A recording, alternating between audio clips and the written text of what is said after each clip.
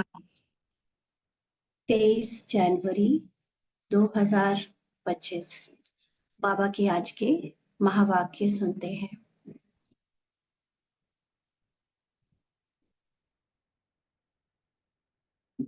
बाबा ने कहा, मीठे बच्चे, हाँ जी बाबा, मुख्य दो बातें सबको समझानी है। एक तो बाप को याद करो, दूसरा 84 के चक्र को जानो, फिर सब प्रश्न समाप्त हो जाएंगे। तो सेवा के लिए जो हमको किसी को भी ज्ञान के बारे में समझाना है, तो मुख्य दो बातें हैं। पहली बात, एक तो बाप को याद करो। एक, बाप को याद करो मतलब सबको बताना है कि वो सत्य में कौन है, क्योंकि बाबा को याद करने के लिए पहले खुद को जानना बहुत जरूरी है।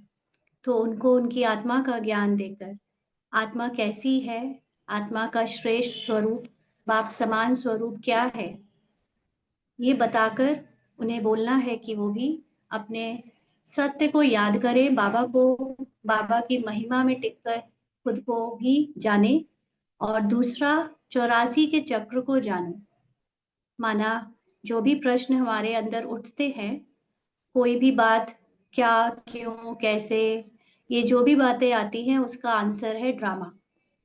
तो 84 का चक्र मतलब ड्रामा में जो भी नूंद है कहानी, जो भी हिसाब किताब के वश 84 जन्म में हम लोगों ने कुछ भी किया, उसका फल और हिसाब किताब सब मिलाकर उसमें आंसर सारे समाप्त हो जाएंगे। तो इसलिए हमारे जो भी मन में प्रश्न है या किसी के भी कोई प्रश्न है, उसका आंसर 84 के चक्र के ज्ञान में है। तो ये बात दूसरों को समझानी है, लेकिन उसके पहले तो खुद को समझनी है, क्योंकि हमारे अंदर भी जब तक ज्ञान अधूरा है, इनकम्प्लीट है, ड्रामा को एक्यूरेटली नहीं जाना है, तो हम भी खुद अपने अंदर बहुत सारे प्रश्नों में उलझे रहते हैं। तो अपने को भी अच्छे से ये चक्र समझना है और फिर औरों को भी समझाना है। आज का प्रश्न है, बाप की महिमा में कौन से शब्द आते हैं जो श्री कृष्ण की महिमा में नहीं?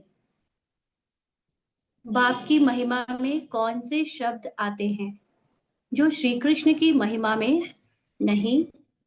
तो बाबा ने उत्तर दिया, वृक्षपति एक पाप है, श्री कृष्ण को वृक्षपति नहीं कहेंगे। पिताओं का पिता व पतियों का पति एक निराकार को कहा जाता, श्री कृष्ण को नहीं।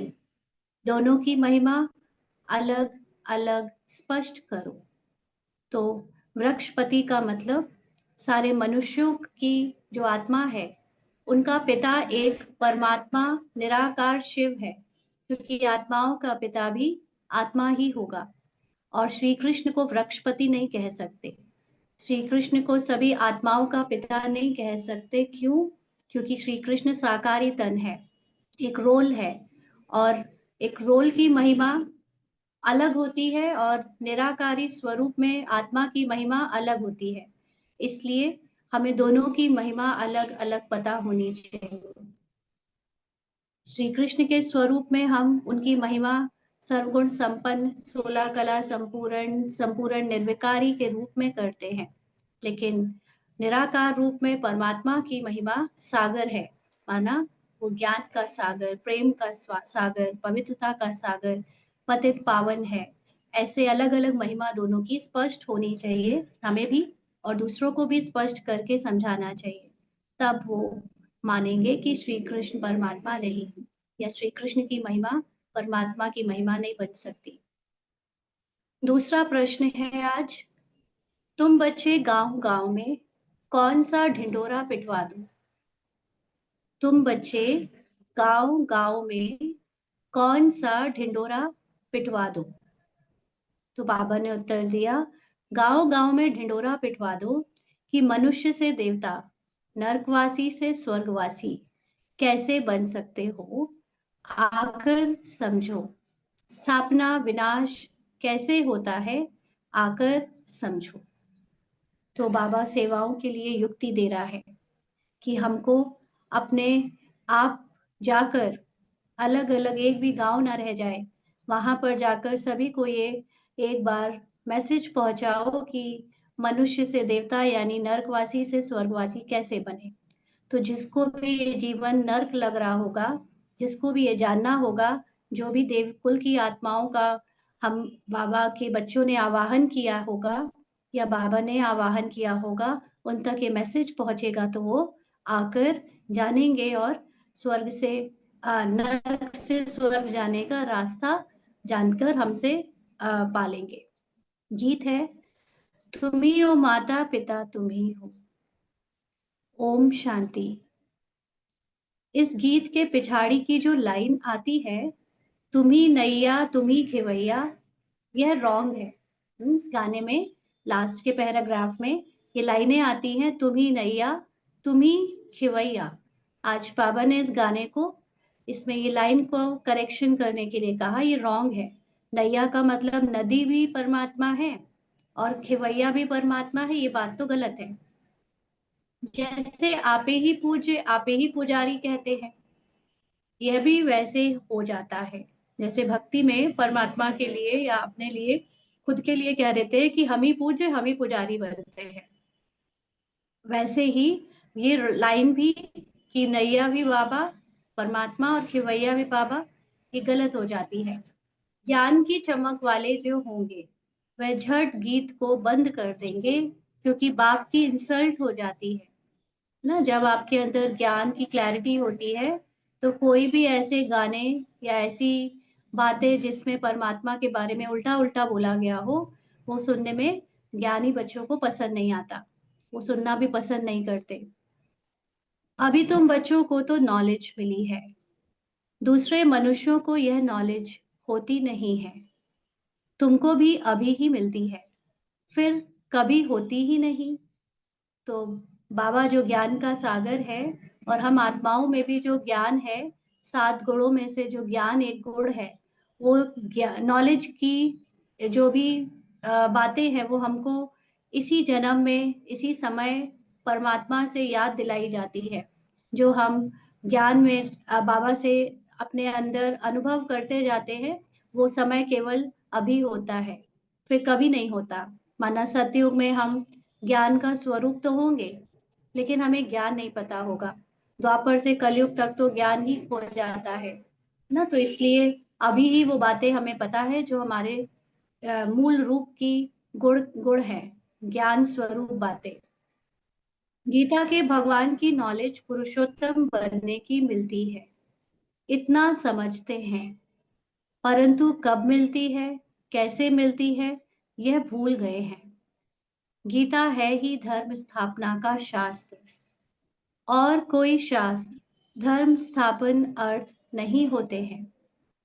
शास्त्र अक्षर भी भारत में ही काम आता है।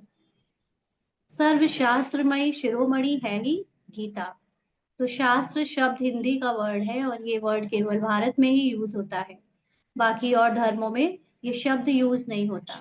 और भारत में जो सबसे मुख्य शास्त्र है वो है गीता। और सभी शास्त्रों का कोई भी भाषा या कोई भी धर्म के शास्त्र है, उन सब से भी ऊंचा शास्त्र है गीता। बाकी सब, वह सब धर्म तो है ही पीछे आने वाले, उनको शिरोमणि नहीं कहेंगे।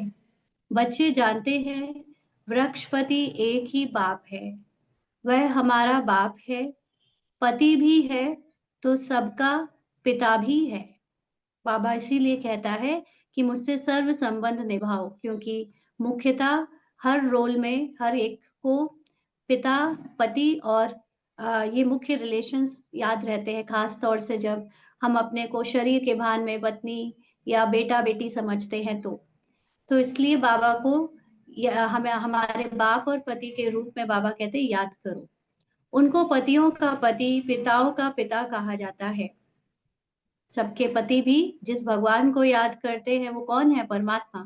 इसलिए वो पतियों का पति भी है तो पिताओं का पिता भी है। एक महिमा, यह महिमा एक निराकार की गाई जाती है ना, इसमें मूंझने की बात नहीं। कई बार किसी किसी को ये बात सुनकर खराब लग जाता है कि ये लोग पति कह रहे हैं अपने बाबा को, हाँ, तो ये उनको पता होना चाहिए कि ये पति कोई शरीर का पति नहीं है जिस पर कोई गलत दृष्टि रखी जाए, लेकिन ये पिता और पति एक निराकार की बात है, जो कोई स्त्री या पुरुष का शरीर नहीं है ना, इसलिए ये बात क्लियर रहे। श्री कृष्ण की और निराकार बाप के महिमा की भेंट की जाती है, माना दोनों का कंपैरिजन किया जाता है। श्री कृष्ण तो है ही नई दुनिया का प्रिंस, वह फिर पुरानी दुनिया में संगम युग पर राजयोग कैसे सिखलाएंगे। अब बच्चे समझते हैं हमको भगवान पढ़ा रहे हैं, तुम पढ़कर यह यानी कि देवी देवता बनते हो, पीछे फिर यह ज्ञान चलता नहीं। अभी हम लोग देवी देवता बन रहे हैं, माना जो रोल देवी देवता का सतयुग से शुरू होता है, आत्माभिमानी स्थिति जिसके लिए बनानी जरूरी है, वो स्थिति अभी हम बना रहे हैं रोल में। एज अ ब्राह्मण, एज अ स्टूडेंट, हम अभी अभिमानी बनते जा रहे हैं, आत्मा की नॉलेज ले रहे हैं। और फिर ये जो नॉलेज है ये नहीं चलेगी, माना ये नॉलेज वहां नहीं रहेगी, प्राय लोप हो जाता है, सब कुछ भूल कर वहां पर उसका स्वरूप बन जाते हैं। बाकी आटे में लून यानी चित्र जाकर बचते हैं। द्वापर युग में तो स्वरूप भी खत्म हो जाता है, फिर केवल चित्र रह जाते हैं, जड़ चित्रों में वो स्वरूप दिखता है। वास्तव में कोई का चित्र यथार्थ तो है नहीं। देवी देवताओं के भी जो चित्र बनाए जाते हैं, क्योंकि वास्तव में लाइव किसी ने देखा नहीं, अपने पूर्व जन्मों में हम लोगों ने वो पार्ट जरूर प्ले किए हैं, लेकिन इन आंखों से या बाहरी आंखों से तो किसी ने भी देखा नहीं, क्योंकि उस समय के लोग अभी है नहीं, तो इसलिए जो भी चित्र बनते हैं वो एक्यूरेट कोई भी बना नहीं सकता। पहले पहले बाप का परिचय मिल जाएगा तो तुम कहेंगे यह तो भगवान समझाते हैं, वह तो स्वतः ही बताएंगे। तुम प्रश्न क्या पूछेंगे, पहले बाप को तो जानो।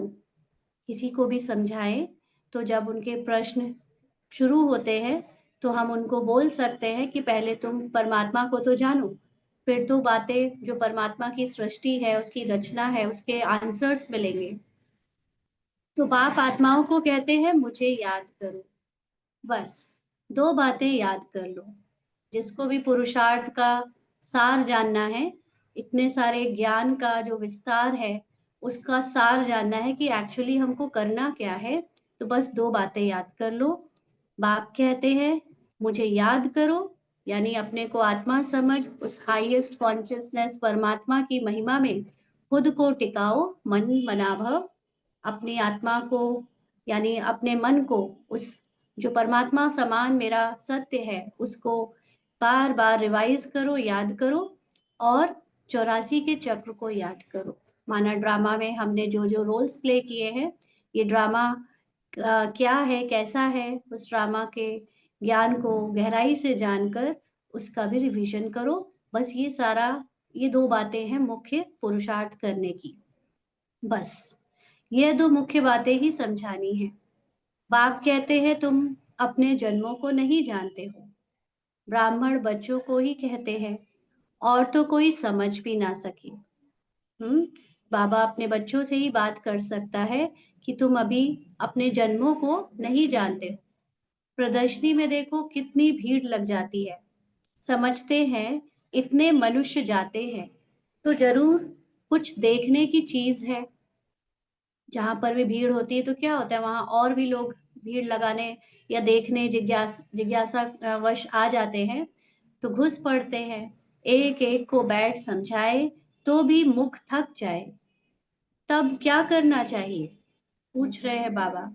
प्रदर्शनी मास भर चलती रहे तो कह सकते हैं आज भीड़ है, कल परसों आना। सो भी जिसको पढ़ाई की चाहना है अथवा मनुष्य से देवता बनना चाहते हैं उनको समझाना है ना। ऐसे तो भीड़ कैसे भी आ जाती है कि क्या है, लेकिन पहले हमको परखने की शक्ति होनी चाहिए कि कौन है जो वाकई में इतना आ, चाहता है दिल से कि उसको कुछ ज्ञान मिले ना। तो जो वाकई में मनुष्य से देवता बनना चाहते हैं, पहले जो स्टार्टिंग में हम बता देते हैं, उनको फिर अच्छे से समझाना है।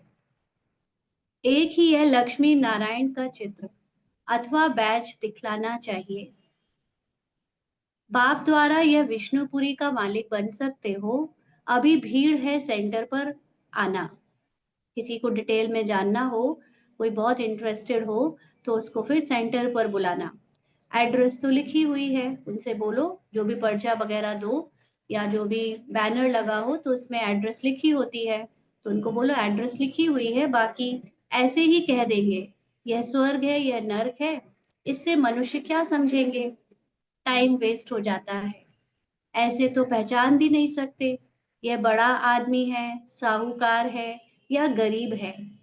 आजकल ड्रेस आदि ऐसे पहनते हैं जो कोई भी समझ ना सके, है ना। आजकल सबके पास ड्रेसेस, क्योंकि सबका ध्यान पूरा कपड़ों में और अपने लुक्स पे रहता है, तो गरीब और अमीर सब एक जैसे कपड़े में होते हैं, तो किसी के लुक से जान नहीं सकते कि कौन गरीब है कौन साहूकार है। पहले पहले तो बाप का परिचय देना है। बाप स्वर्ग की स्थापना करने वाला है। अब यह बनना है। एम ऑब्जेक्ट खड़ी है। बाप कहते हैं ऊंचते ऊंच मैं हूं, मुझे याद करो। यह वशीकरण मंत्र है। बाप कहते हैं मामेकम याद करो तो तुम्हारे विकर्म विनाश होंगे और विष्णुपुरी में आ जाएंगे। इतना तो जरूर समझाना चाहिए। 8-10 रोज प्रदर्शनी को रखना चाहिए। तुम गांव गांव में ढिंढोरा पिटवा दो कि मनुष्य से देवता, नरकवासी से स्वर्गवासी कैसे बन सकते हो। आकर समझो। स्थापना विनाश कैसे होता है, आकर समझो। युक्तियां बहुत है। बाबा को अपने बच्चों को गाइड भी करना पड़ता है, कैसे सेवाएं करें साकार में, कैसे स्थूल में वाचा सेवा करें। तो बाबा आज मुरली में हमको प्रदर्शनी और जा जाकर जो है सेवा कर सकते हैं उनको युक्तियां समझा रहे हूँ। तुम बच्चे जानते हो सतयुग और कलयुग में रात दिन का फर्क है। ब्रह्मा का दिन और ब्रह्मा की रात कहा जाता है। ब्रह्मा का दिन मतलब ब्रह्मा जब आत्माभिमानी होते हैं, ब्रह्मा मतलब ब्रह्मा की आत्मा, और ब्रह्मा की रात मतलब ब्रह्मा की आत्मा जब सोल कॉन्शियस नहीं होती, बॉडी कॉन्शियस होती है, अज्ञानता में होती है, तो उसको रात कहा जाता है। और लेकिन ये ब्रह्मा के लिए क्यों कहा जाता है, क्योंकि ब्रह्मा है ज्ञानी पार्ट ना। ज्ञान केवल ब्रह्मा और ब्राह्मणों को ही होता है अपने दोनों अवस्थाओं का। सतयुग में ये ज्ञान नहीं होगा, कलयुग में भी ये ज्ञान नहीं था, संगम पर ही ये ज्ञान मिलता है। तो ब्रह्मा का दिन सो विष्णु का, विष्णु का सो ब्रह्मा का। बात एक ही है क्योंकि दोनों की आत्मा एक ही है। ब्रह्मा के भी 84 जन्म, विष्णु के भी 84 जन्म, सिर्फ इस लीप जन्म का फर्क पड़ जाता है। यह बातें बुद्धि में बैठानी होती है। धारणा नहीं होगी तो किसी को समझा कैसे सकेंगे। यह समझाना तो बहुत सहज है। धारणा का मतलब अगर खुद को ही ज्ञान की क्लैरिटी नहीं है, खुद धारण नहीं किया है, तो औरों को कैसे समझा सकेंगे। सिर्फ लक्ष्मी नारायण के चित्र के आगे ही यह पॉइंट्स सुनाओ।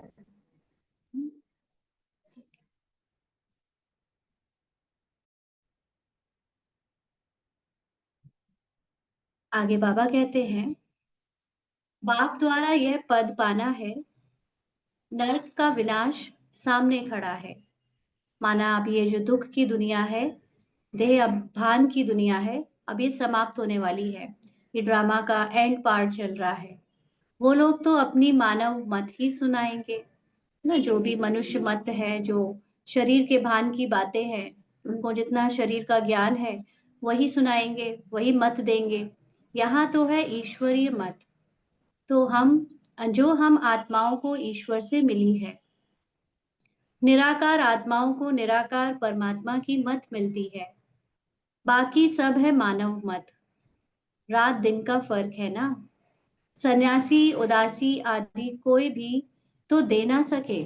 भले सन्यासी बहुत हैं, उनके कोई शिष्य भी बहुत हैं, लेकिन जो आत्मा का ज्ञान है, आत्मा की जो राय है, वो परमात्मा के सिवा कोई और दे नहीं सकता। ईश्वरी मत एक ही बार मिलती है। कब? संगम युग में। जब ईश्वर आते हैं तो उनकी मत से हम यह बनते हैं। वह आते ही है देवी देवता धर्म की स्थापना करने। यह भी पॉइंट्स धारण करनी चाहिए जो समय पर काम आए।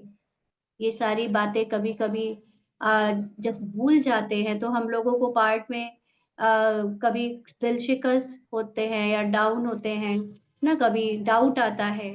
तो ये सारी बातें कि परमात्मा जो इस समय हमें मत दे रहा है वो सबसे न्यारी क्यों है, उससे क्या फायदा है, ये सब हमें याद रहना चाहिए ताकि समय पर काम आ सके। मुख्य बात थोड़े में ही समझाई तो भी काफी है, क्योंकि कई बार अक्सर ऐसे भी होता है कि कोई आपके लौकिक में ही आपके सामने ऐसे सवाल खड़े करता है, आप ये क्यों कर रहे हो, ये सारी त्याग का क्या मतलब है, आप संसारी चीजों से क्यों कट रहे हो, है ना, जो और भी ऐसी कई प्रश्न लौकिक जीवन में देने पड़ते हैं, उनके आंसर फेस करने पड़ते हैं। तो अगर हमें ये सारे पॉइंट्स ज्ञान के याद आ जाएं समय पर तो हम उनको आंसर दे सकते हैं ना। तो इसलिए ये सब कुछ धारण करना है। धारण करने का मतलब उसको याद रखना है और उसको समझ कर यूज करना है समय आने पर। तो बाबा कहते अगर इतनी मुख्य बात भी किसी को समझाई तो काफी है। एक लक्ष्मी नारायण के चित्र पर समझाना भी काफी है। यह है एम ऑब्जेक्ट का चित्र। भगवान ने यह नई दुनिया रची है। भगवान ने ही पुरुषोत्तम संगम युग पर इन्हों को पढ़ाया था। किसको? लक्ष्मी और नारायण की आत्माओं को। इस पुरुषोत्तम युग का किसी को पता नहीं है, तो बच्चों को यह सब बातें सुनकर कितना खुश होना चाहिए। सुनकर फिर सुनाने में और ही खुशी होती है। सर्विस करने वालों को ही ब्राह्मण कहेंगे। हाँ, बाबा ये बात कह रहा है, सर्विस करने वालों को ही ब्राह्मण कहेंगे। तो सर्विस कोई भी करे, चाहे स्थूल करे, चाहे वाचा करे, चाहे कर्मणा, चाहे मनसा, चाहे मूल सेवा, बट जो आत्माभिमानी बनते हैं, जो मूल सेवा करते हैं, वो हाईएस्ट सर्विस है। और कोई भी तरह की सेवा करे लेकिन करे ना, मेन बात है। बाबा क्या, वैसे तो हर बच्चा सेवा कर ही रहा होगा, क्योंकि जो भी मुरली सुनते हैं वो स्व का परिवर्तन जरूर कर रहे हैं। तो स्व परिवर्तन करना भी सर्विस करना ही होता है। बाबा कहते तुम्हारे कच्छ यानी बगल में सच्ची गीता है, यानी ब्रह्मा बाबा के तन में शिव बाबा की आत्मा, तो बगल में जो उनके द्वारा ज्ञान दिया जा रहा है वही सच्ची गीता है। ब्राह्मणों में भी नंबरवार होते हैं ना। कोई ब्राह्मण तो बहुत नामी ग्रामी होते हैं, बहुत कमाई करते हैं, कोई को तो खाने के लिए भी मुश्किल मिलेगा। कोई ब्राह्मण तो लखपति होते हैं, बड़ी खुशी से नशे से कहते हैं हम ब्राह्मण कुल के हैं। सच्चे सच्चे ब्राह्मण कुल का तो पता ही नहीं है। ब्राह्मण उत्तम माने जाते हैं, तब तो ब्राह्मणों को खिलाते हैं। ब्राह्मण कास्ट में सबसे ऊंची मानी जाती है। तो देवता क्षत्रिय व वैश्य शूद्र धर्म वालों को कभी खिलाएंगे नहीं, ब्राह्मणों को ही खिलाते हैं। क्यों? क्योंकि वो भगवान का काम करते हैं, ऐसा माना जाता है। वो भगवान के ज्ञान को लेते हैं, भगवान की नॉलेज लेते हैं, वो सभी को भगवान से मिलाते हैं या मीडियम बनते हैं, इसलिए उनको ऊंचा समझा जाता है। तो ब्राह्मणों का भी संगठन होता है, उनकी जांच कर चले जाना चाहिए। ब्राह्मण तो प्रजापिता ब्रह्मा की संतान होने चाहिए। हम उनकी संतान हैं। ब्रह्मा किसका बच्चा है वह भी समझाना चाहिए। जांच करनी चाहिए कि कहाँ कहाँ उन्हों के संगठन होते हैं। तुम बच्चों का कल्याण कर सकते हो, तुम बहुतों का कल्याण कर सकते हो। वानप्रस्थ स्त्रियों की भी सभाएं होती हैं, जो बुजुर्ग स्त्रियां हो जाती हैं, माताएं जो होती हैं, जिनको कई बार घर से भी बाहर कर देते हैं, या जो लोग मंदिर वगैरह में सत्संग करती हैं, उन सब के भी सभा होती है। तो बाबा कहते कि उन बाबा को कोई समाचार थोड़ी देते हैं कि हम कहाँ कहाँ गए। बाबा बच्चों से कंप्लेन कर रहा है कि सेवा करने जाते हैं नहीं जाते, कोई समाचार बाबा को बताता नहीं। सारा जंगल भरा हुआ है, माना पूरे चारों तरफ लोग हैं, चाहे जहां जाओ, चाहे जिसकी सेवा करो, चाहे जिसको ज्ञान सुनाओ, तुम जहां जाओ शिकार कर आएंगे, प्रजा बना कर आएंगे। किसी को भी थोड़ा भी ज्ञान सुनाया तो वो प्रजा बन जाता है। राजा भी बना सकते हो। अगर उसको ज्ञान क्लिक कर गया, तीर लग गया, तो फिर वो यहाँ ज्ञान लेकर अच्छे से पुरुषार्थ करके आगे भी बढ़ सकता है। सर्विस तो ढेर है। शाम को 5 बजे छुट्टी मिलती है। लिस्ट में नोट कर देना चाहिए, आज यहाँ यहाँ जाना है। बाबा युक्तियां तो बहुत बताते हैं, बाप बच्चों से ही बात करते हैं। यह पक्का निश्चय चाहिए कि मैं आत्मा हूँ। बाबा यानी परम आत्मा हमको सुनाते हैं, धारण हमको करना है। ये ज्ञान समझकर यूज तो हमको करना है। जैसे शास्त्र अध्ययन करते हैं तो फिर संस्कार ले जाते हैं, तो दूसरे जन्म में भी वह संस्कार इमर्ज हो जाते हैं ना। कोई भी पिछले जन्म का संस्कार होता है तो वो नेक्स्ट जन्म में फिर इमर्ज हो जाता है अपने टाइम पर। तो कहा जाता है संस्कार ले आए हैं। जो बहुत शास्त्र पढ़ते हैं उनको अथॉरिटी कहा जाता है। माना जो जिस धर्म का भी शास्त्र पढ़ते हैं और उनको उसकी डीप नॉलेज होती है तो वो उसकी अथॉरिटी बन जाते हैं। माना उनको ऑथराइजेशन है कि वो उस नॉलेज को यूज करके चीजों में या के लोगों की समस्याओं में अपना योगदान दें। तो वह अपने को ऑलमाइटी नहीं कहेंगे, नहीं समझेंगे। भले ही शास्त्र पढ़ते हैं, अथॉरिटी कहा जाता है, लेकिन ऑलमाइटी माना सर्वशक्तिवान नहीं बनते वो ना। वो अपने आप को सर्वशक्तिवान नहीं समझेंगे। यह खेल है जो बाप ही समझाते हैं, नई बात नहीं। अंडरलाइन ये सब क्या है, ये भी एक नाटक है, खेल है। कोई ऐसा सीरियस लेने वाली चीजें नहीं है। तो बाप ही समझाते हैं, ये सब तो कोई नई बात नहीं है। ड्रामा बना हुआ है ना, नाटक खेल बना हुआ है जो समझने का है। ये जो सारी बातें हो रही हैं, शास्त्र पढ़ने की, सेवाएं करने की, गांव गांव जाके सुनाने की, और जो कुछ भी दिख रहा है स्थूल रूप में, चाहे वो ब्राह्मण का पार्ट, चाहे वो लौकिक में मनुष्य और मानव का पार्ट, सब कुछ खेल है, ड्रामा है, बना बनाया है। ये सब समझने की बातें हैं। मनुष्य यह नहीं समझते कि पुरानी दुनिया है। बाप कहते हैं मैं आ गया हूँ। तो ये कौन समझे पुरानी दुनिया है, जिसने नई दुनिया देखी हो। तो पुरानी नई से पुरानी होते हुए देखना ये किसने किया है, सिर्फ एक परमात्मा ने। क्योंकि परमात्मा ड्रामा से बाहर रहता है ना, वो न्यारे होकर पूरे ड्रामा की नॉलेज को जानता है। इसलिए वही ये बताता है आके कि अब ये पुरानी दुनिया है। हमारा तो हर जन्म में एक नया पार्ट खुलता है, तो हमको पुराना पार्ट भूला भूला जाता है, भूल जाते हैं। इसलिए हमें पता नहीं चलता कि पहले कौन सा समय था, कैसी दुनिया थी, अब की दुनिया नई है या पुरानी है। क्योंकि पहले का कुछ याद हो तो हम कंपेयर करें, तो हमें तो नहीं पता होता है कि पुरानी दुनिया है। लेकिन जिसने नई दुनिया देखी है परमात्मा ने, वो त्रिकालदर्शी नॉलेजफुल आकर हमें ये बताता है कि ये पुरानी दुनिया है। मैं आ गया हूँ। महाभारत लड़ाई सामने खड़ी है।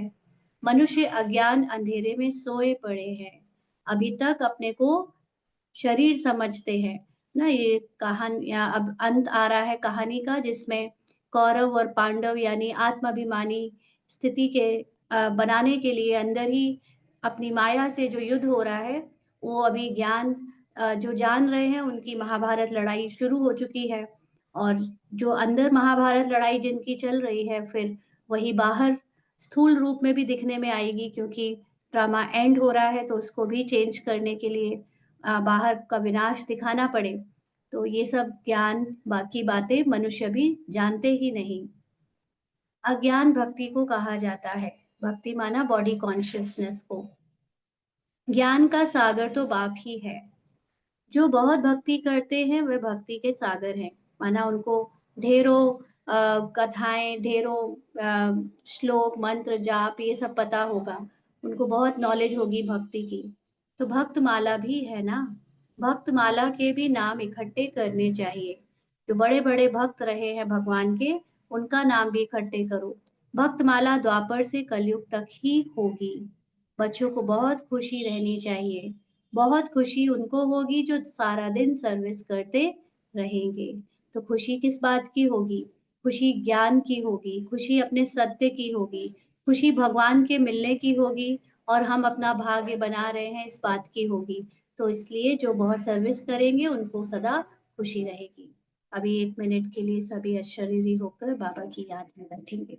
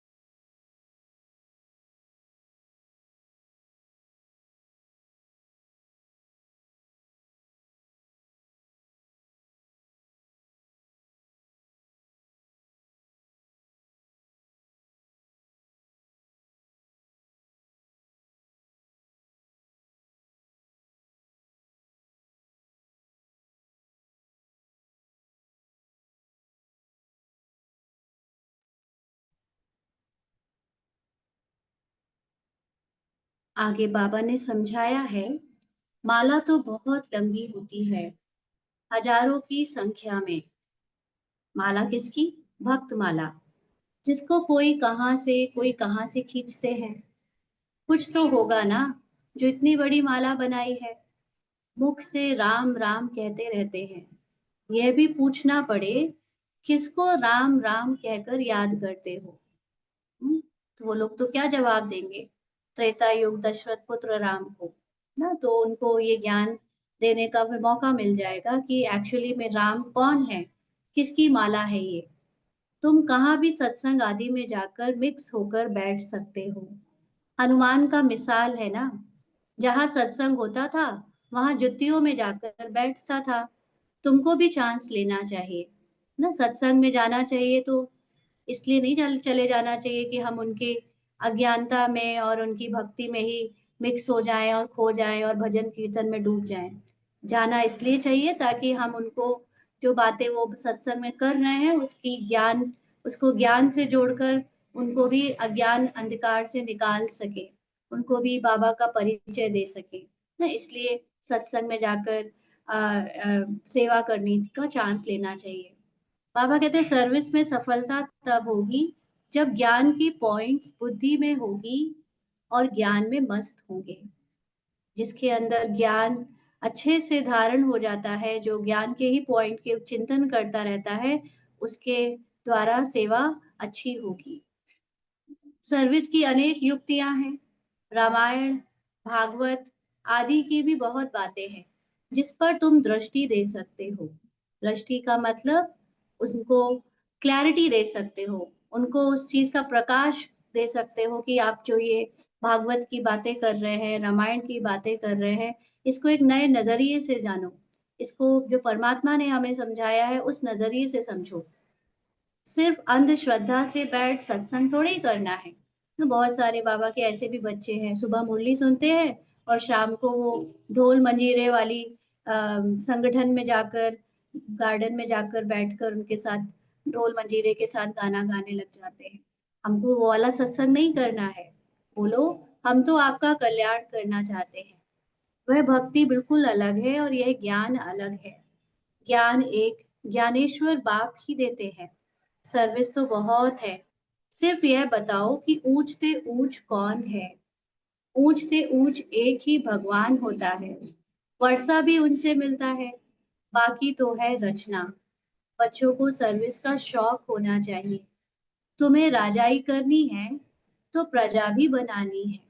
लेकिन इसका मतलब ये नहीं होता कि राजाई करनी है मतलब जो प्रजा बनेगी वो आपकी प्रजा बनेगी, है ना। ये एक ब्राह्मण में बहुत बड़ा ऐसा कंफ्यूजन है कि जो लोग समझते हैं कि अगर हम किसी को परिचय दे रहे हैं तो ये हमारी प्रजा बन गए। प्रजा तो तब आपकी कहलाएगी ना जब आप राजा बनोगे। और राजा आप बनोगे उसके लिए पुरुषार्थ ये नहीं है कि हम जा जा के परिचय दे रहे हैं सिर्फ। राजा बनने का पुरुषार्थ तो है निरंतर आत्माभिमानी कॉन्शियसनेस में टिकना, है ना। तो ये पुरुषार्थ जो कर ले जाएगा वो राजा बन जाएगा, बाकी जितनी भी प्रजा बन रही है वो उनकी प्रजा कहलाएगी। तो इसलिए इस बात को क्लियर रखना है कि हमको राजाई का पुरुषार्थ करना है, प्रजा तो अपने आप बनी रही है चारों तरफ। मेन बात है कि हम क्या सेल्फ कॉन्शियसनेस आत्माभिमानी स्थिति में स्थित हैं, जो इसका पुरुषार्थ कर ले जाएगा तो आपके लिए तो प्रजा चारों तरफ लोग बना ही रहे हैं। तो मुख्य राजाई का अपने अंदर निश्चय रखना है कि हमको ये बनना ही है।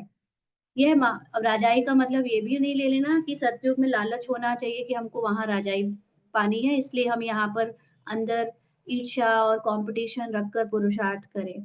राजाई का मतलब हमें हमारे लिए ये होना चाहिए कि इस समय जब हम आत्मा राजा अपनी हाईएस्ट कॉन्शियसनेस में टिकेंगे, तो जो आत्मा राजा की पावर्स हैं, जो कर्मेंद्रियों को कंट्रोल करके जो रोल में हम पुरुषोत्तम बन जाते हैं, हमारे रोल में जो पावर आ जाती है, वो पावर हमको यहाँ मुक्ति, जीवन मुक्ति का अनुभव कराती है। तो ऐसी राजाई को पाने के लिए हम यहाँ पर हाईएस्ट कॉन्शियसनेस का पुरुषार्थ कर रहे हैं। ये इस भावना से करना है, ना कि कॉम्पिटिशन की भावना से कि कोई और राजा बन रहा है या हम राजा बन रहे हैं, तो इसमें हम एक दूसरे से कोई कॉम्पिटिशन रखें। ये तो और ही गिराने वाली बात है, और ऐसे कॉम्पिटिशन वाले तो कभी राजाई प्राप्त कर ही नहीं सकते, क्योंकि सोल कॉन्शियसनेस में राजा, प्रजा, दास, दासी ये सारी भावना रहती ही नहीं। सब एक लगते हैं। सारी आत्माएँ अंदर से एक हैं, क्योंकि सभी सतो प्रधान आत्मा, सभी के गुण एक जैसे, सभी की शक्तियाँ एक जैसी। ये तो रोल में किसी को राजा मिल रहा है, किसी को प्रजा मिल रहा है, तो एक्टर कभी ये नहीं देखता कि हमको हमेशा इंडस्ट्रियलिस्ट या मिलियनेयर या बहुत रिच आदमी का ही रोल प्ले करना है। एक्टर तो चाहे कूली बन जाए, एक्टर तो चाहे सब्जी वाला बन जाए, चाहे गुंडा बन जाए, चाहे मेन इंडस्ट्रियलिस्ट बने, चाहे किसी भी तरह का रोल प्ले करता है, वो एक्टर होता है, वो हीरो होता है, तो उसके लिए तो कोई भी रोल हो, वो बेस्ट होता है। तो हमारे लिए हमें रोल की चिंता नहीं, बल्कि इस बात की चिंता करनी है। प्रजा और राजा का मतलब यहाँ पर इस गहराई से लेना है। प्रजा मतलब पर जा मतलब जो ज्ञान तो ले लिया है, लेकिन अभी भी वो पर मतलब दूसरों की मत पर चल रहे हैं, मानव मत पर चल रहे हैं। और राजाई का मतलब है जिसने अपनी आत्मा राजा को जानकर, आत्मा राजा जागकर अपनी सीट पर सेट हो गई है, और अब वो अपने रोल को साक्षी होकर देखते हुए उस जीवन मुक्ति का अनुभव कर रही है। तो इस हिसाब से हमको ये ज्ञान समझना है और धारण करना है। यह महामंत्र कम थोड़े ही है। कौन सा महामंत्र? बाप को याद करो तो अंतमति सो गति हो जाएगी। ना दुनिया में इतने सन्यासी या गुरु होते हैं, तो उनके जो फॉलोअर्स होते हैं, वो उनसे मंत्र मांगते हैं कि हमें एक मंत्र दे दो। उस मंत्र को जपते रहते हैं और उनको लगता है कि उनके जीवन में उससे सिद्धि मिल रही है, सफलता मिल रही है। तो यहाँ भगवान का हमारे लिए सबसे बड़ा महामंत्र क्या है? एक बाप को याद करो, माना अपने को आत्मा समझो, शरीर भुलाते जाओ, शरीर का भान भुलाते जाओ, और उस सुप्रीम कॉन्शियसनेस को याद करो। तो तुम्हारी जो अंत में, एंड में जो स्थिति बनेगी, तुम्हारी कॉन्शियसनेस हो जाएगी, उसके अकॉर्डिंग तुम्हारी गति यानी प्रारब्ध बनेगी ना। तो हमारी कॉन्शियसनेस को निरंतर हमें हायर बनाते जाना है और हाईएस्ट तक ले जाना है, ताकि हमारी गति, सदगति भी, प्रारब्ध भी सबसे श्रेष्ठ बने। अच्छा, मीठे मीठे सिकीलते बच्चों प्रति माता पिता बाप दादा का याद प्यार और गुड मॉर्निंग। रूहानी बाप की रूहानी बच्चों को नमस्ते। हम रूहानी बच्चों की रूहानी बाप दादा को याद प्यार, गुड मॉर्निंग और नमस्ते बाबा। शुक्रिया, थैंक यू बाबा। धारणा के लिए मुख्य सार। पहला पॉइंट, बाप ने जो वशीकरण मंत्र दिया है वह सबको याद दिलाना है। कौन सा? अपने को आत्मा समझ बाबा को याद करो। सर्विस की भिन्न भिन्न युक्तियां रचनी है। आज की पूरी मुरली में बाबा ने सेवाओं के ही पॉइंट डिस्कस किए हैं। इसके अलावा भी हमको बाबा की याद में जैसे जैसे टचिंग मिलती जाए, हम सेवाएं करते जाए अपने अपने लेवल पे। भीड़ में अपना समय बर्बाद नहीं करना है। ये देखकर बहुत खुश नहीं हो जाना है कि इतनी भीड़ आ गई हमारे सेवा स्थान पर, प्रदर्शनी पर। क्योंकि भीड़ में भी जो वाक़ई में निश्चय बुद्धि या जो वाक़ई में जिनकी बुद्धि ज्ञान को समझने के लिए तैयार है, ऐसे बहुत कम होते हैं, है ना? तो इतने सारे लोगों में समय नहीं बर्बाद करना, पहले जानना है, परखना है कि कौन है जो सीरियसली ये ज्ञान लेना चाहता है, उनको ही समझाना है। ज्ञान की पॉइंट्स बुद्धि में रख, ज्ञान में मस्त रहना है। हनुमान की तरह सत्संगों में जाकर बैठना है और फिर उनकी सेवा करनी है। सत्संगों में उनको ज्वाइन नहीं कर लेना, ना सत्संगों में अपने ज्ञान को याद रख, निशाना देखना है कि किस कौन है यहाँ पर, कौन हो सकता है जो ज्ञान सुनेगा। और फिर 1-2 भी अगर वहाँ मिल गए, जो और भी गहरा ज्ञान जानना चाहते हैं, जिसको सच में भगवान को पाना है, भगवान की जिज्ञासा है ना? वो आपको बाबा अपने आप टच कर देगा क्योंकि हम तो निमित्त मात्र कहीं जाते हैं। जिसको ज्ञान में आना होता है, वो बाबा उससे हमारी सेवा हमसे उसकी सेवा करवा लेगा। तो हमें तो सिर्फ़ बाबा की याद में बैठ के सत्संगों में जाकर ज्ञान के पॉइंट को याद करना है और बाबा से बोलना है, बाबा कराओ, क्या सेवा कराना चाहते हो? ना तो जो भी आपको निमित्त बनकर बाबा को सेवा करानी होगी, वो करवाएगा। खुशी में रहने के लिए सारा दिन सेवा करनी है। ये बात सभी को अनुभव होगी कि जब हम सेवाएँ करते हैं, तो हमें खुशी होती है। चाहे स्थूल सेवा करें, चाहे वाचा सेवा करें, चाहे मनसा, चाहे मूल सेवा, है ना? तो इसलिए सेवा तत्पर करते रहनी है। आज का वरदान है, मैं और मेरेपन को बलि चढ़ाने वाले संपूर्ण महाबली भव। मैं और मेरेपन को बलि चढ़ाने वाले संपूर्ण महाबली भव। हनुमान जी के लिए महाबली यूज़ करते हैं ना, तो क्यों यूज़ करते? क्योंकि उन्होंने भी मैं और मेरेपन को पूरा खत्म किया। वो एकदम उन्होंने श्री राम भले ही दिखाने में वो साकार श्री राम रहे, लेकिन उन्होंने परमात्मा को ही अपना सब कुछ माना। अपने दिल में भी फाड़ कर दिखाया तो कौन दिखे? भगवान दिखे। है ना? तो ऐसे ही यहाँ पर हमारे लिए भी बाबा कहते कि हद के कोई भी व्यक्ति या वैभव से लगाव, यही मेरापन है। किसी से भी लगाव है, चाहे कोई व्यक्ति है, चाहे वैभव, ये मेरापन है। इस मेरेपन को और मैं करता हूँ, मैंने किया, इस मैंपन को संपूर्ण समर्पण करने वाले, अर्थात बलि चढ़ने वाले ही महाबली हैं। जब हद का मैंपन समर्पण हो, तब संपूर्ण व बाप समान कहेंगे। मैं कर रहा हूँ नहीं, बाबा करा रहा है, बाबा चला रहा है। किसी भी बात में मैं के बजाय सदा नेचुरल भाषा में भी बाप शब्द ही आए, मैं शब्द नहीं। ना तो ये बात बहुत ध्यान रखनी है।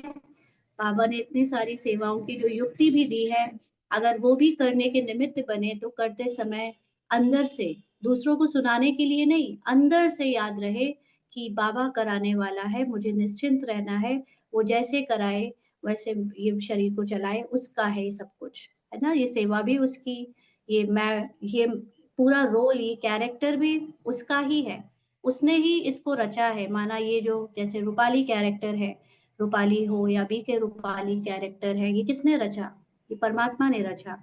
उसको उसी ने इसका कहानी लिखी, एक-एक चीज़ को डिज़ाइन किया, कब इसको कहाँ पे कैसे यूज़ करना है, किस इसकी जर्नी कैसी होगी, इसको कहाँ पे लगाना है, इससे क्या सेवा करानी है, ये परमात्मा और ड्रामा ने डिज़ाइन किया। तो फिर मैं और मेरापन कहाँ रहेगा? ना तो जहाँ जैसे बाबा इसको चलाए, इतना हमारे अंदर मैं और मेरेपन का समर्पण हो, तब कहे महाबली।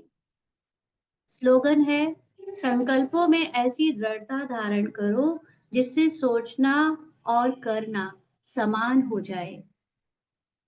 अक्सर कर हम लोग जो साधारण मनुष्य रूप में पार्ट में देखते हैं कि कई लोग कहते हैं कि हम ये करेंगे, हम वो करेंगे, लेकिन कहने में बहुत बड़ी बातें और करने में बहुत कम हो जाता है। ब्राह्मणों में भी ऐसे ही दृढ़ता से कोशिश करते हैं कि हम ये करेंगे, तो कहते हैं लेकिन कर नहीं पाते। उसमें कमी कहाँ आ जाती है? आत्माभिमानी स्थिति बनाने की। दृढ़ता धारण करो का मतलब होता है अपनी आत्मा में स्थित नहीं होते। जब कोई चीज की प्लानिंग करते हैं या कोई चीज को कहते हैं तो उस समय आत्माभिमानी स्थिति से नहीं कहते। देह भान की दृढ़ता के साथ जब कहते हैं तो वो देह भान में माया प्रवेश कर जाने के कारण सोचना और करना अलग अलग हो जाता है। इसलिए जब आत्माभिमानी स्थिति से कुछ कहेंगे तो क्योंकि आत्मा साक्षी दृष्टा है तो उसके द्वारा मतलब उसके रोल में जब उस साक्षी दृष्टा की स्थिति से कुछ कहा गया है तो वो एक ऐसी स्थिति है जहां पर जब कुछ कहा गया है माना उस आत्मा को ये सबकॉन्शियस माइंड में निश्चय है कि यही होने वाला है, इसलिए कहा गया है। तो उसके कहने में और करने में या सोचने में अंतर नहीं होगा, वही निकलेगा जो सोचा है, वही होगा जो सोचा है। तो संकल्पों में दृढ़ता लाना माना आत्माभिमानी स्थिति में संकल्प करना। आज के अव्यक्त इशारे हैं, समय प्रमाण अब मनसा और वाचा की इकट्ठी सेवा करो, ज्ञान भी सुनाओ और साथ साथ शुभ भावना शुभकामना रखो, चाहे आत्माभिमानी स्थिति में सबके सत्य को देखो। लेकिन वाचा सेवा सहज है। वाचा सेवा ज्ञान सुनने सुनाने की सेवा आसान है। मनसा में अटेंशन देने की बात है। इसलिए सर्व आत्माओं के प्रति मनसा में शुभ भावना शुभकामना के संकल्प हो। तो मनसा सूक्ष्म सेवा है। वाचा सेवा से स्थूल सेवा से सूक्ष्म, वाचा सेवा है, वाचा से सूक्ष्म मनसा सेवा है।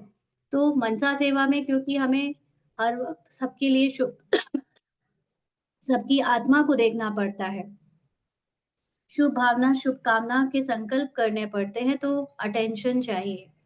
तो बोल में मधुरता संतुष्टता सरलता की नवीनता हो तो सहज सफलता मिलती रहेगी। अच्छा, ओम शांति।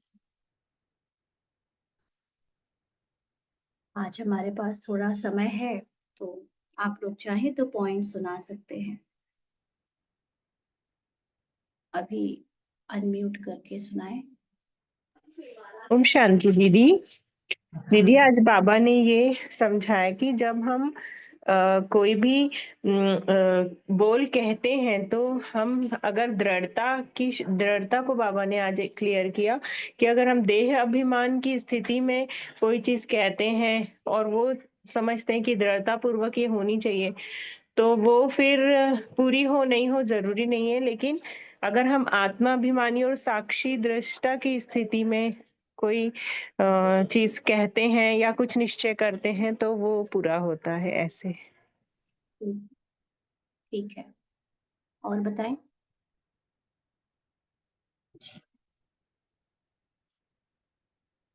कौन सुना रहा है? ओम शांति सिस्टर। आज बाबा कहते हैं कि मैं और मेरेपन की बलि, तो महाबली मतलब सबसे बड़ा जो अहंकार है वो देह का ही है, देह का भान, अपने आप को शरीर समझना। तो उसको हम जब महाबली उसकी बलि चढ़ा देते हैं कि हम है ही नहीं, हम तो आत्मा है और बाबा करा रहा है ड्रामा अनुसार जो रील भरी हुई है वो चल रही है और बाबा ही करवा रहा है, बाबा करण करावनहार है और मैं आत्मा इन कर्मेंद्रियों से काम कर रही हूँ बस। और ये चीजें मतलब हमें मूझना नहीं है इसमें किसी भी चीज में, बहुत ही एक्यूरेट बाबा को कितना पसंद है ये ड्रामा, हम हमें भी उतना ही पसंद है क्योंकि जब परमात्मा को का बनाया हुआ इतना अच्छा ड्रामा है तो सब कुछ अच्छा है। बाबा इतना मीठा, ड्रामा मीठा, सब कुछ मीठा। शुक्रिया बाबा, शुक्रिया, थैंक यू। इसमें एक चीज और आ जाती है, मैं और मेरेपन को बलि करने में। जो लोग मैं और मेरेपन को सच में बलि करते हैं ना, उनकी एक और पहचान होती है कि वो दूसरों के पार्ट को भी ये नहीं देखते कि वो कर रहा है।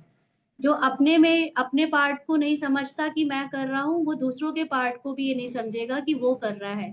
जैसे वो अपने पार्ट को ये समझता है कि इसको करण करावन हार करा रहा है, वैसे वो दूसरों के पार्ट को भी करण करावन हार उससे करा रहा है। उसको इस बात का निश्चय होगा, इसीलिए उसको किसी के पार्ट से कोई जिसको हम कहते हैं कंपटीशन या रेस या रीस करने की आवश्यकता नहीं होगी, क्योंकि ना मेरा पार्ट मैं कर रहा हूँ करने वाला हूँ, ना उसका पार्ट वो करने वाला है। उसके अंदर ये भाव होगा। तो ये मैं और मेरेपन का बलि सिर्फ अपने लिए नहीं होता, ये दूसरों के पार्ट के लिए भी होता है, तब महाबली कहा जाएगा। जी हर्षा बहन, आप सुना रहे थे।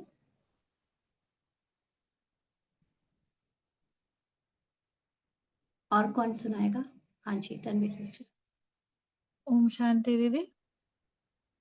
बाबा हाँ ने जी। आज तो हमने ये समझा कि हनुमान जो थे, जिस तरीके से हनुमान राम के प्रति समर्पित थे और वो कहीं भी जाते थे लेकिन अपने राम राम हमेशा लेते रहते, उनके जब दिल में भी रहे तो राम ही देखिए। तो हमें भी बाबा के प्रति इस तरीके से समर्पित रहना है जैसा हनुमान थे, कि हम कहीं भी सत्संग में जाएं या कहीं भी जाएं लेकिन एक मन में हमेशा बाबा ही रहे। हम्म। और साथ साथ बाबा की ज्ञान की बातें भी हम दूसरों को सुना पाए ना, ताकि जी उनको भी सच्चा सच्चा भगवान का परिचय मिल सके। ठीक जी। है। दीदी, बाबा ने और कहा कि पॉइंट्स को धारण करना है जो समय पर काम आए।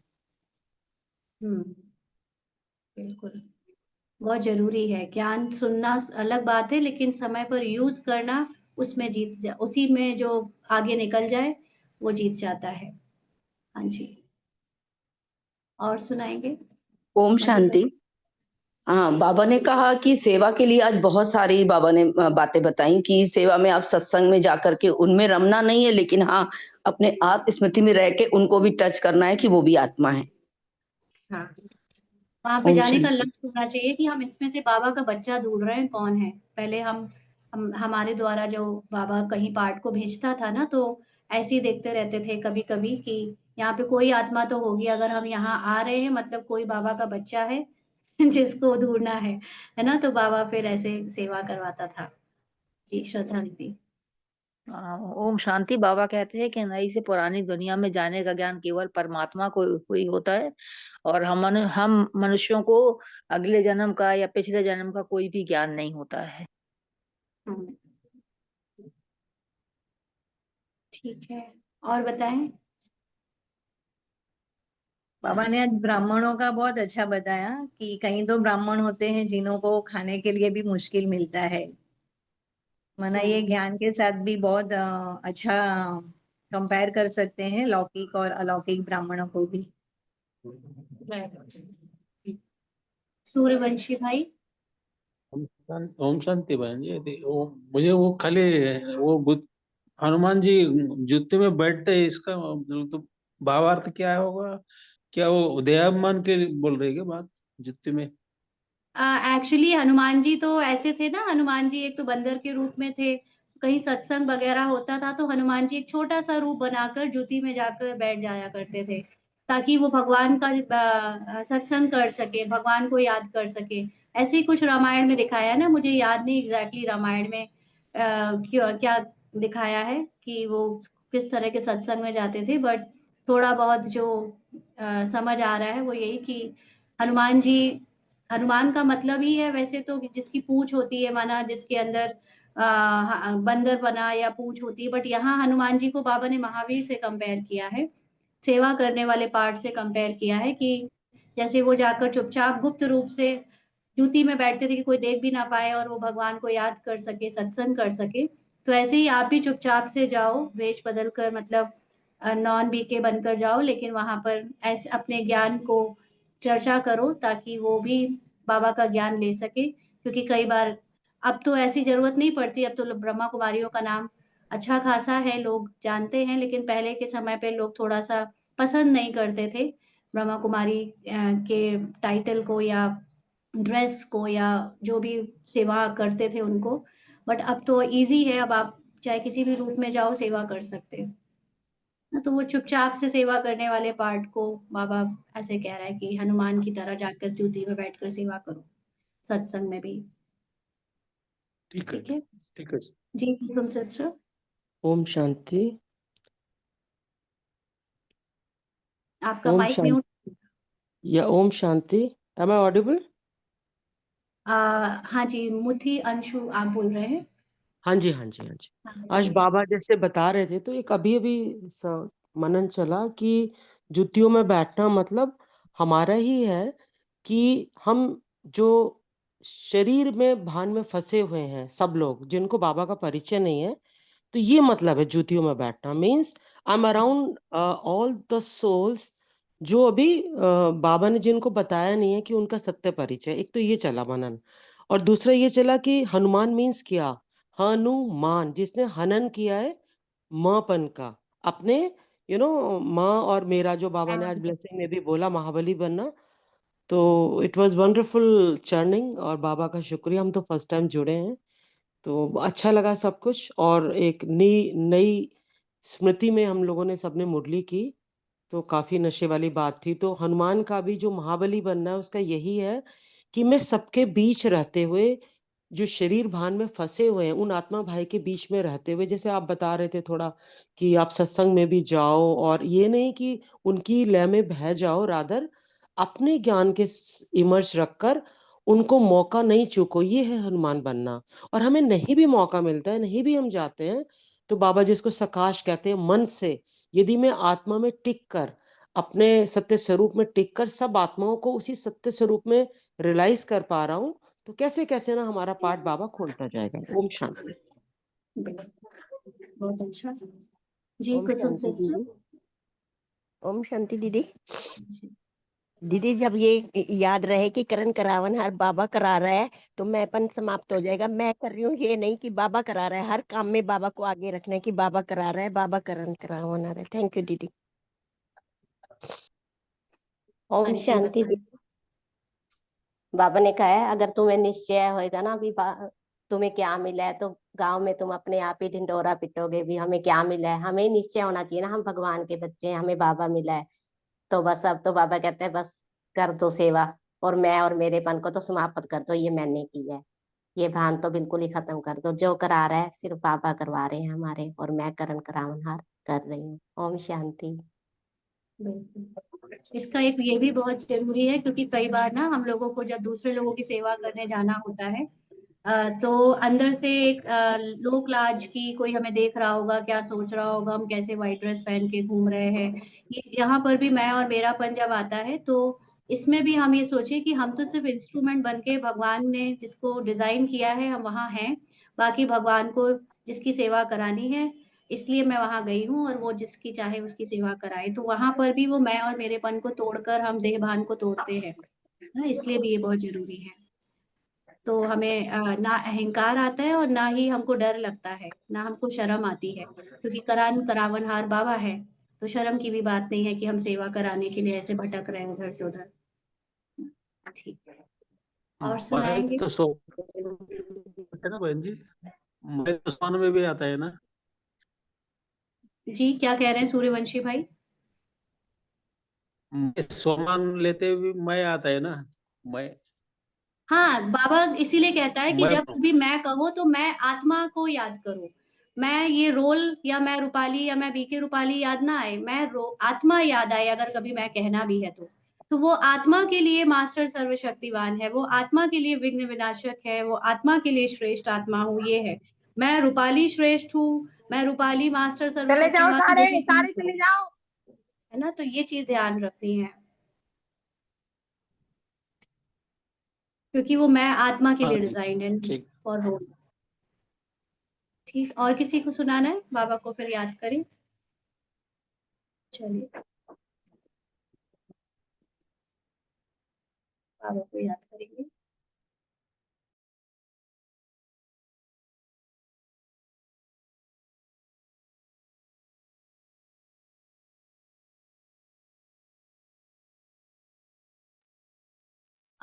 तन्वी बहन, आप कुछ क्वेश्चन पूछ रहे हो, बताएं। जी सिस्टर, क्वेश्चन ये था बताएं। सिस्टर, क्वेश्चन ये था सिस्टर कि यदि हमें लगे कि धीरे धीरे हमारा पुरुषार्थ कम होता चला जा रहा है, तो उसको वापस ट्रैक में लाने की सहज विधि क्या होगी? अटेंशन। देखिए, नहीं, आपको मेन बात है ना, पुरुषार्थ कम हो रहा है, तो ये पहली बात किसको लग रहा है? पुरुषार्थ कम हो रहा है किसको लग रहा है, ये जानो। कौन है ये चेकिंग हम ही करने वाला? मतलब हम ये मन है। आत्मचिंतन कर रहे हैं तो हम ही को लग रहा है दीदी सिस्टर। हाँ, तो अभी ये चेकिंग करनी है कि अगर हमें कम लग रहा है तो हम अपना अटेंशन बढ़ाएं, ज्ञान की चिंतन बढ़ाएं। तरीका तो वही है, देखिए सारा हम सबके साथ भी ऐसे होता है कि कभी बहुत अच्छी अवस्था बनती है, कभी एकदम अंतर्मुखी रहते हैं, और कभी लगता है कि कुछ ज्यादा ही बाहर मुक्ता में, या कभी ज्यादा ही बाहर के लोग याद आ रहे हैं, बाहर की माया ज्यादा प्रवेश कर गई है, तो ऐसा लगता है कि पुरुषार्थ कम हो गया है। तो मेनली हर बात में ना ओके रहना है, पहली बात तो इस चीज में समय बर्बाद नहीं करना है कि मेरा पुरुषार्थ कम हो गया, मेरा पुरुषार्थ कम हो गया। नो, जस्ट अभी प्रेजेंट में आप आत्मा में स्थित हो जाओ ना। ये भी माया है, ये माया के संकल्प जो हमें बार बार आते हैं और ये कमजोरी के देते हैं कि मेरा पुरुषार्थ कम हो गया है, मैं ढंग से नहीं कर रही हूँ। इस सब में भी समय क्यों बर्बाद करना है? अभी की अभी तुरंत आत्मा में स्थित हो जाओ, बस ये करो। ये सारे व्यर्थ संकल्प भी माया के दिए हुए हैं ताकि हम और भी ना पुरुषार्थ करें। तो इसको पहचानना है। आपके जो क्वेश्चन है ना, सेम इसका भी है। अभी इसको 2-3 दिन से थोड़ा ऐसा लग रहा है जैसे पुरुषार्थ कुछ कम हुआ, बट अभी तुरंत बाबा ने टच किया। ये सब क्यों बर्बाद के फालतू के संकल्प करते हो? जस्ट आत्मा में स्थित हो जाओ ना, जस्ट अभी साइलेंस में स्थित हो जाओ। ये पूछने में भी समय नहीं बर्बाद करो। ठीक है जी, ठीक है। चलिए बाबा को याद करेंगे।